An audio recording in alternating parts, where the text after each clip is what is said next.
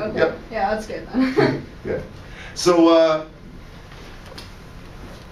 yeah, I just don't even really have time to get into this much. I really wanted to focus more on schizophrenia, but all of these diagrams are up on our webpage, hempology.ca. There's the photo gallery and a section for the lectures and stuff.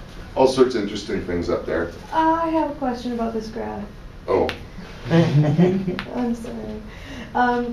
It says times 0 or times 0 that your percent THC concentration in your blood is 100%. 100% of what?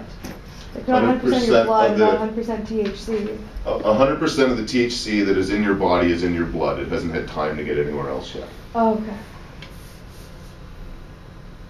What's the fat? So it gets stored into the fat of your body, right? It sort of goes from the bloodstream into the fat, and this is where it's stored in your fat for like 30 days. That's why they can test. So that's how long the 30 actual days cycle after. is? Apparently, everyone's a little different, but 30 days flush is, it'll just come downhill slow here, and it'll hit 0, and all these other ones before that. Right. What else we got? Oh yeah, the endocannabinoid system. Yeah, like I say, I did a bunch in the lecture last semester, and I don't want to get too much into it because it's so complicated. But again, for people under the age of 16 using cannabis, the chances of compromising the development of your endocannabinoid system are just not worth the risk. And I think one of the greatest benefits of legalizing cannabis will be to honestly educate our youth and prove to them scientifically that they just need to wait a little while. When they're adults, they can go and party on, but for a lot of reasons, it is truly best for them to wait until they've grown up a little bit. And the more we learn about the endocannabinoid system and how it's like important the it is. cutoff zone, just like the end of puberty kind of things? Yeah, like I say 16, quite broadly. Females do mature a little bit faster than guys. And so I believe, in theory, females could probably start using cannabis before 16 without being concerned, but 16 is the generally accepted age limit. When the Senate did their report on legalizing cannabis that they released on 2002, they picked 16 as the age limit that the Canadian government should pick, that everyone over the age of 16 should have access to it because they're going to get it anyway, and everybody under the age of 16 should just be convinced to wait till they're legal pretty much, because that's when it's going to be the best for them to do it anyway. So their approach was, let's define the law according to the science instead of just picking arbitrary dates for when things would be okay. And if someone's old enough to drive and get behind a vehicle, well then, giving them the rights to otherwise, live as free beings is also appropriate. They got to learn sometime. Yeah. I think. And so, yeah, women in pregnancy is another really controversial issue because many women find that smoking a little bit of herb while they're pregnant is incredibly beneficial to their eating, their sleeping, and their health. And a lot of women, especially with extreme morning sickness, find it impossible to feel well without using a little bit of herb. The effects on the child, though, are still at times questionable. Some research indicates that later on in life it may inhibit some parts of their development, but there's been no real conclusive research done on that. And it's still out there, but certainly it is at times a use that is common. Now,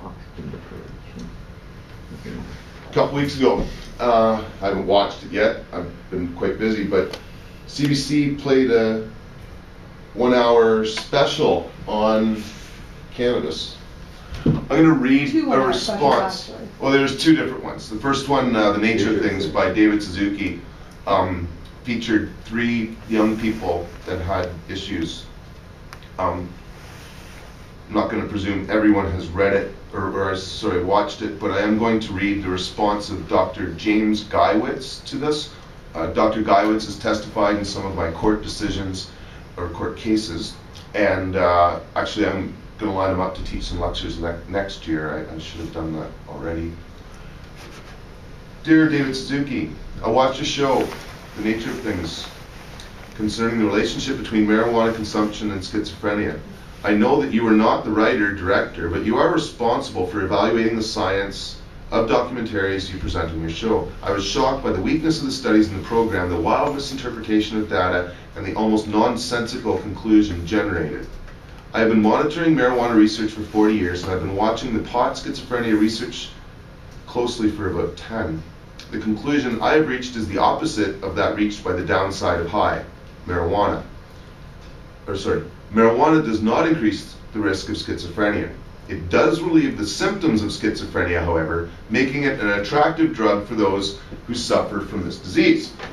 Whether you agree with my conclusion is not the point. The point is, rather, that the downside of high is a scientific mess, its most significant fault being that it did not examine alternative hypotheses.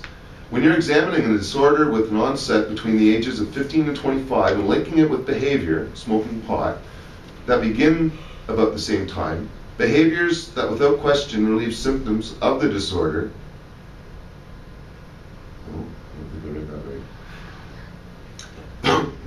You are bound to find high correlations between the behaviors and the disorder.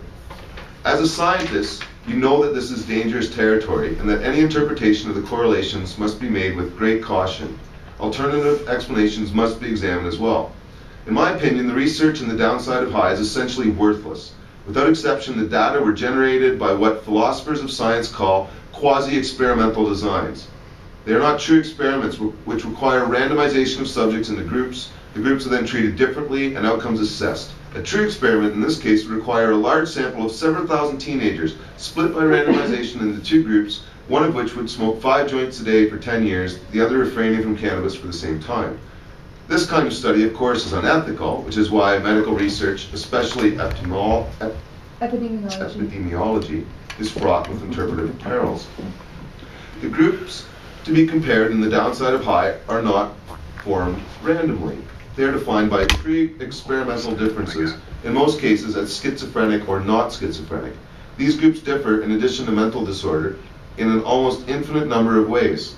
Any difference in an dependent variable could be attributed to any one of these millions of variables, to a single one only with great risk of invalidity. I'm sure I needn't explain quasi-experimental designs and their perils to you. One